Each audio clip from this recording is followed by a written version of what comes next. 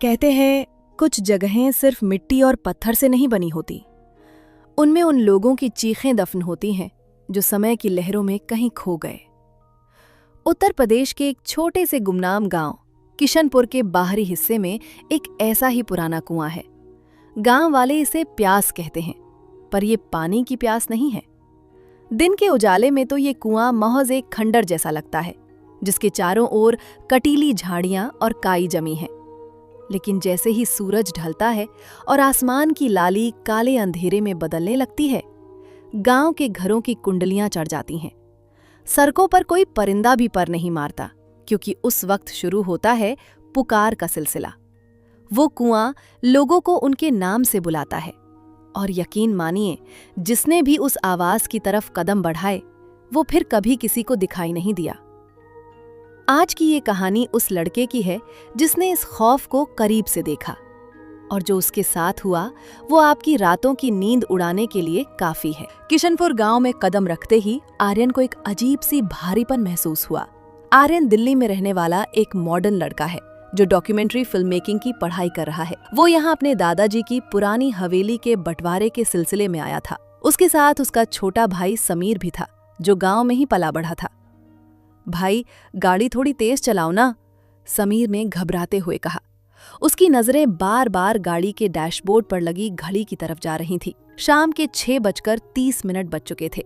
आर्यन ने हंसते हुए एक्सिलरेटर दबाया। अरे समीर, तू गांव आकर इतना अंधविश्वासी क्यों हो जाता है? शहर में तो तू बड़े बड़े दावे करता है। ये शहर नहीं है आर्यन भाई, यहाँ की हवाओं में कुछ अलग है। बस 7 बजने से पहले घर पहुंच जाए तो बेहतर है। समीर के माथे पर पसीना था। जैसे ही उनकी कार हवेली की तरफ मुड़ी, आर्यन की नजर उस पुराने कुएं पर पड़ी। वो पीपल के एक विशाल और सूखे पेड़ के नीचे था। कुएं के पत्थर सफेद पड़ चुके थे और उसके आसपास की जमीन बिल्कुल बंजर थी। ताज्जुब की बात यह थी कि पूरे गांव में हरियाली थी, पर उस कुएं के 20 मीटर के दायरे में एक घास का तिनका तक नहीं था। आर्यन को लगा जैसे कोई उसे कुएं के अंदर से देख रहा है, लेकिन उसने अपना वहम समझकर नजरअंदाज कर दिया। रात के करीब 11 बजे थे। हवेली में सन्नाटा इतना गहरा था कि घड़ी की टिक टिक भी किसी हथौड़े की तरह सुनाई दे रही थी। आर्यन अपने कमरे में लैपटॉप पर काम कर रहा था। समीर बगल वाले कमरे में सो चुका था। तभी सन्नाटे को चीरते हुए एक आवाज आई। आर्यन ने हेडफोन हटाए। उसे लगा कोई बाहर रो रहा है। उसने खिड़की का पर्दा हटाया। बाहर चांद की दूधिया रोशनी फैली थी। दूर वो पीपल का पेड़ खड़ा था, जिसकी टहनियां हवा में किसी कंकाल के हाथों की तरह हिल रही थीं। अचानक एक धीमी फुसफुसाहट उसके कानों में पड़ी। आर्यन, ओ आर्यन, बाहर आना। आर्यन के रोंगटे खड़े हो गए। वो आवाज समीर की थी। समीर? आर्यन ने पुकारा। उसने सोचा शायद समीर की तबीयत खराब है और वो बाहर टहल रहा है। वो सीढ़ियों से नीचे उतरा और समीर के कमरे का दरवाजा खटखटाया। दरवाजा खुला था। समीर अपने बिस्तर पर गहरी नींद में सोया हुआ था। आर्यन का दिल तेजी से धड़कने लगा। अगर समीर यहां सो रहा है तो बाहर मुझे किसने पुकारा? उसने हिम्मत जुटाई और हवेली का भारी दरवाजा खोलकर आंगन में आया। बाहर हवा एकदम ठंडी थी। उसे फिर वही आवाज सुनाई दी, लेकिन इस बार वो आवाज कुएं की तरफ से आ रही थी। आर्यन, देख, मैं यहां हूं। यहां बहुत अंधेरा है। आर्यन टॉर्च लेकर उस तरफ बढ़ा। जैसे जैसे वो कुएं के करीब जा रहा था, उसे महसूस हुआ कि जमीन कंपन कर रही है। कुएं के मुहाने पर पहुंचकर उसने नीचे टॉर्च मारी। अंदर पानी नहीं था, बस काला गाढ़ा अंधेरा था। तभी टॉर्च की रोशनी में उसे एक चेहरा दिखा।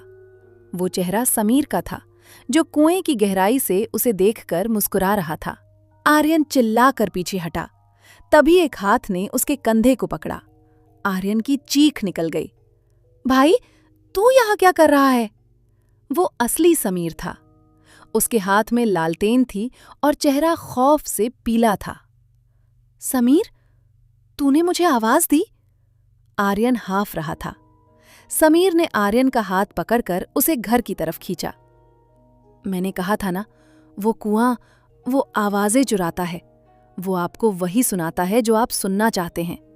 आज तू बच गया भाई, पर दोबारा मत जाना।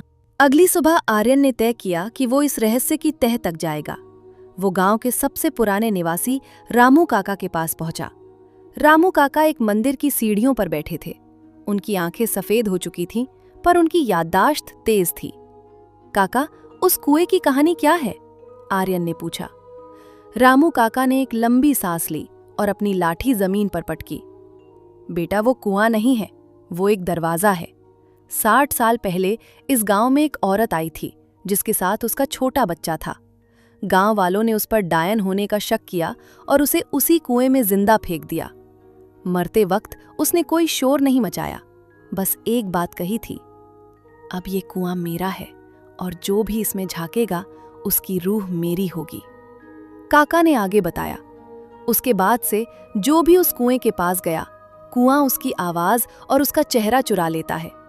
वो कुआं अब खाली नहीं है, उसमें वो सब लोग रहते हैं जो पिछले 60 सालों में गायब हुए। वो आपको आपके नाम से बुलाते हैं, आपकी माँ, आपके पिता या आपके भाई की आवाज में, और जब आप उसके करीब जाते हैं तो वो आपकी परछाई छीन लेता है। आर्यन को यकीन नहीं हो रहा था। काका, ये सब बातें कहानियों में अच्छी लगती हैं, साइंस कहती है कि। काका ने उसे बीच में ही टोक दिया। साइंस वहां खत्म हो जाती है बेटा, जहां से उस कुएं की सरहद शुरू होती है। आज रात चांद पूरा होगा, आज वो कुआं शिकार ढूंढेगा। यहां से निकल जाओ, वरना तुम्हारी जगह कोई और शहर जाएगा। आर्यन को लगा कि गांव वाले उसे डराकर हवेली खाली कराना चाहते हैं। उसने तय किया कि वो आज रात कुएं के पास कैमरा सेट करेगा और इस अंधविश्वास का पर्दाफाश करेगा। रात के 12 बजे समीर सो रहा था, या आर्यन को ऐसा लगा। आर्यन ने अपना कैमरा और ट्राइपॉड उठाया और दबे पांव हवेली से बाहर निकल गया। सन्नाटा इतना गहरा था कि उसे अपने जूतों की आवाज भी किसी धमाके जैसी लग रही थी। कुएं के पास पहुंचते ही उसे एक अजीब सी गंध आई, जैसे कोई पुराना मांस सड़ रहा हो। उसने कैमरा सेट किया और कुएं के अंदर लाइट जलाई। तभी हवा का रुख बदल गया, पेड़ों से पत्ते झड़ने लगे। कैमरे की स्क्रीन पर एक ग्लिच आया। आर्यन ने देखा कि कैमरे में 2 आकृतियां दिख रही थीं। एक वो खुद था और दूसरा उसके ठीक पीछे खड़ा था। आर्यन तेजी से मुड़ा, पीछे कोई नहीं था। लेकिन जब उसने वापस कैमरे में देखा तो वो आकृति अब उसके और करीब थी। वो आकृति हूबहू आर्यन जैसी थी, वही कपड़े, वही कैमरा, वही चेहरा। बस उसकी आंखों में पुतलियां नहीं थीं, वो पूरी तरह से काली थीं। तुम कौन हो? आर्यन की आवाज नहीं निकल रही थी। वो दूसरा आर्यन मुस्कुराया। उसकी मुस्कान इतनी चौड़ी थी कि उसके जबड़े के फटने की आवाज आई। मैं तो तुम हूं आर्यन, जो तुम कल बन जाओगे। आर्यन भागना चाहता था, पर उसके पैर जमीन से चिपक गए थे। उसे महसूस हुआ कि उसकी परछाई उसके पैरों से अलग होकर कुएं की तरफ रेंग रही है। जैसे ही परछाई कुएं के अंदर गिरी, आर्यन को अपने शरीर में एक असहनीय दर्द महसूस हुआ। उसे लगा जैसे कोई उसके अंदर से उसकी रूह खींच रहा हो। तभी पीछे से एक चिल्लाहट आई, आर्यन भाई, भागो! समीर वहां पहुंच गया था। उसके हाथ में एक पुरानी कुल्हाड़ी थी और दूसरे हाथ में एक जलती हुई मशाल। समीर ने बिना सोचे वो मशाल उस दूसरे आर्यन की तरफ फेंकी। जैसे ही आग उस साए से छुई, वो एक भयानक चीख के साथ धुएं में बदल गया। पर खेल अभी खत्म नहीं हुआ था। कुएं के अंदर से दर्जनों हाथ बाहर निकलने लगे।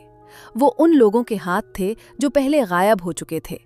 वो आर्यन को नीचे खींचने की कोशिश कर रहे थे। समीर, मुझे बचा ले! आर्यन रोने लगा।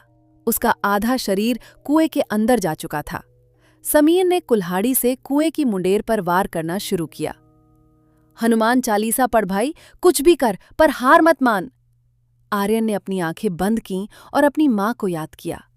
उसने पूरी ताकत से एक लात मारी और कुएं के चंगुल से आजाद हो गया। समीर ने उसे खींचकर दूर फेंका। दोनों पागलों की तरह हवेली की तरफ भागे। पीछे से कुएं के अंदर से ऐसी आवाजें आ रही थीं जैसे सैकड़ों लोग एक साथ रो रहे हों। वो रात उन्होंने हवेली के मंदिर वाले कमरे में गुजारी, जहां पुरानी मूर्तियां और अगरबत्ती की खुशबू थी। पूरी रात दरवाजे पर दस्तक होती रही। कभी आर्यन की माँ की आवाज आती तो कभी उसके पिता की, पर उन्होंने दरवाजा नहीं खोला। अगली सुबह होते ही आर्यन ने अपना सामान पैक किया। वो एक पल भी वहां नहीं रुकना चाहता था। समीर भी उसके साथ शहर जाने के लिए तैयार था। गाड़ी में बैठते वक्त आर्यन ने एक आखिरी बार उस कुएं की तरफ देखा। वहां अब सब कुछ शांत था। कोई आवाज नहीं, कोई साया नहीं। भाई, तू ठीक तो है ना? समीर ने ड्राइविंग सीट पर बैठते हुए पूछा। आर्यन ने खिड़की के बाहर देखते हुए कहा, हाँ, बस ये गांव दोबारा कभी नहीं देखना चाहता। गाड़ी शहर की तरफ बढ़ने लगी। रास्ते में आर्यन ने अपना हाथ डैशबोर्ड पर रखा। तभी समीर की नजर आर्यन के हाथ पर पड़ी। आर्यन के दाएं हाथ की कलाई पर एक छोटा सा काला निशान था, जो कल तक वहां नहीं था। और गौर करने वाली बात यह थी कि आर्यन हमेशा अपनी घड़ी बाएं हाथ में पहनता था, पर आज उसने घड़ी दाएं हाथ में पहनी थी। समीर का गला सूख गया। उसने धीरे से पूछा, भाई, वो बचपन वाला निशान कहाँ गया जो तेरे हाथ पर था? आर्यन धीमे से मुस्कुराया। वो मुस्कान बिल्कुल वैसी ही थी जैसी कुएं के पास वाले उस साये की थी। निशान तो मिट जाते हैं समीर, नई पहचान के साथ। आर्यन ने समीर की तरफ देखा। उसकी आंखों की पुतलियां धीरे धीरे गायब हो रही थीं और वो पूरी तरह काली होती जा रही थीं। समीर ने तेजी से ब्रेक मारा, पर तब तक बहुत देर हो चुकी थी। गांव के उस पुराने कुएं के पास आज भी एक कैमरा पड़ा है, जिसमें आखिरी रिकॉर्डिंग एक चीख की है। और गांव वाले कहते हैं कि अब कुएं से 2 नई आवाजें आती हैं, एक आर्यन की और एक समीर की। तो दोस्तों, अगर आपके घर के पास भी कोई ऐसी पुरानी जगह है जो रात को शांत नहीं रहती, तो संभल कर रहिएगा, क्योंकि कुछ प्यास कभी नहीं बुझती और कुछ पुकार कभी खत्म नहीं होती।